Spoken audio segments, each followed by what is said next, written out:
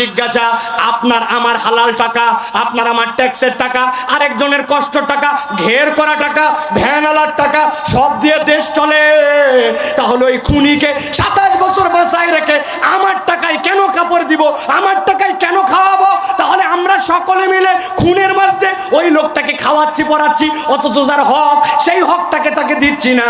আপনি মনে করছেন আল্লাহর বিধান কেমন, কিন্তু আল্লাহ বলছেন তুমি বুঝো নাই। আল্লাহ রাব্বুল আমিন জানেন এই হত্যার বদলে হত্যা করার মধ্যে আল্লাহর দেওয়া আরেকজনের জন্য রিজিক আছে, ঠিক কি না? এক লোক এক মানুষকে মেরে ফেলছে, হত্যার বদলে ইসলামের বিধান 3টা। কয়টা?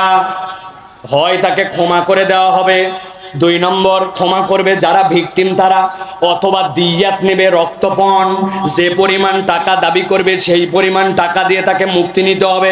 নচেত এই দুটাতে রাজি নাই, তারা হত্যার বদলে হত্যা চাইছে, তারা হত্যা করে ফেলতে হবে।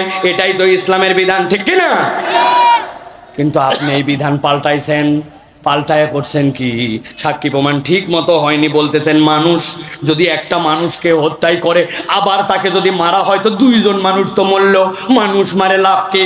অথচ আল্লাহ বলছেন ওয়ালাকুম ফিল কিসাসি হায়াতুন ইয়া উলিল আলবাব। আমি আল্লাহ বললাম এই কিসাসের ভিতরে জ্ঞানীবান মানুষদের জন্য জীবন আছে। আপনি একটু একটু বুঝতে পারছেন জীবন কেমনে আছে এর মধ্যে, একটু একটু, পুরাটা না, একটু একটু। কি বুঝছেন? বুঝছেন যদি একটা আইন ন্যায্যভাবে প্রতিষ্ঠিত হয়, কেউ কাউকে যদি হত্যা করে তার বদলে যদি হত্যা করে দেওয়া হয়, তাহলে ওই লোকেরা ভয় পাবে, আর ভবিষ্যতে নতুন করে কেউ হত্যা করার সময় 5 বার ভাববে, ঠিক কিনা?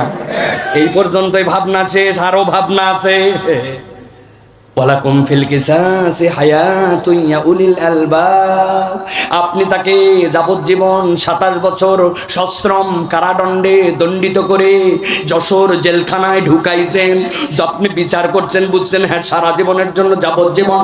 কিন্তু জিজ্ঞাসা করি, যেই বেটা হত্যা করে যাবজ্জীবনের জন্য গেল, এই 27 বছর তার খাওয়া দাওয়া দেওয়া লাগবে কিনা?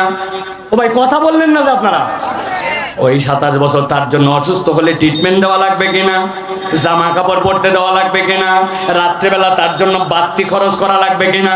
আমার জিজ্ঞাসা, আপনার আমার হালাল টাকা, আপনার আমার ট্যাক্সের টাকা, আরেকজনের কষ্ট টাকা, ঘের করা টাকা, ভ্যানালার টাকা সব দিয়ে দেশ চলে, তাহলে ওই খুনিকে 27 বছর বাঁচায় রেখে আমার টাকায় কেন কাপড় দিব, আমার টাকায় কেন খাওয়াবো? তাহলে আমরা সকলে মিলে খুনের মধ্যে ওই লোকটাকে খাওয়াচ্ছি পড়াচ্ছি, অথচ যার হক সেই হকটাকে তাকে দিচ্ছি না।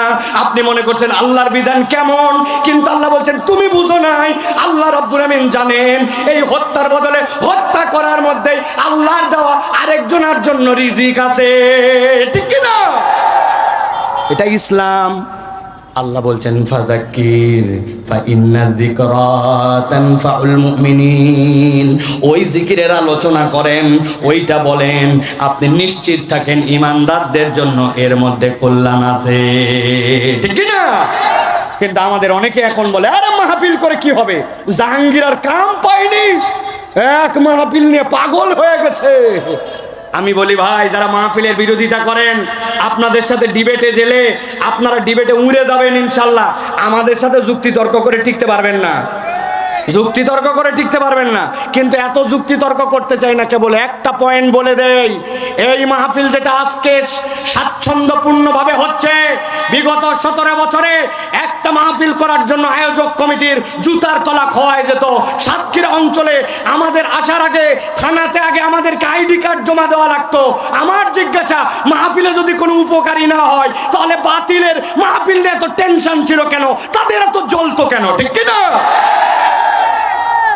তার মানে মাহফিলে কিছু কাজ হয়, ঠিক না? কিছু না হলেও একটু মলম লাগে ওই জায়গায়।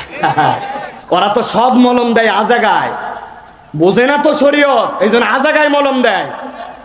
দোতলা বাড়ি কমপ্লিট হয়েছে, বাড়ির উপরে কিছু আদলা মাদলা ইট আছে, এক বেটা আছে ওই বাড়িতে, বেটা কোনো কামই করতে চায় না। বাপ বলছে শোন, নিচে লেবার আছে, লেবাররা সব গুছাই দিয়ে যাবে, অন্তত ছাদের উপরে যেগুলো আদলা মাদলা আছে ওইগুলো একটু নিচে ফেলাই দিস, তাহলে লেবারগুলা কাজ আছে সব জড়ো টড়ো করে গুছাই যাবে। তবে তোর তো হুঁশাক্ক লেবার কম, তুই যখন ফেলবি তখন লোক দেখে ফেলিস। ও 3 তলার উপরে উঠে আর জিনিস ফেলে না, অনেক চেষ্টা করে 5টা ফেলছে, তার মধ্যে 3টাই তিনজনের মাথায় লাগছে। লোকজন মিলে তো ধাবড়ায় ধরে ওকে নিচে নামায় আনছে। এই বদমাইশ, দোতলার ছাদের থেকে তুই ঢেল মারে বেড়ে মানুষের মাথা ফাটাচ্ছিস। বলছে আমার দোষ না, আব্বা বলছে। বলছে আব্বা বলছে মানে? বলছে আমি তো ঢেল ফেলবো, কিন্তু আব্বা বলছে লোক দেখে ফেলাস।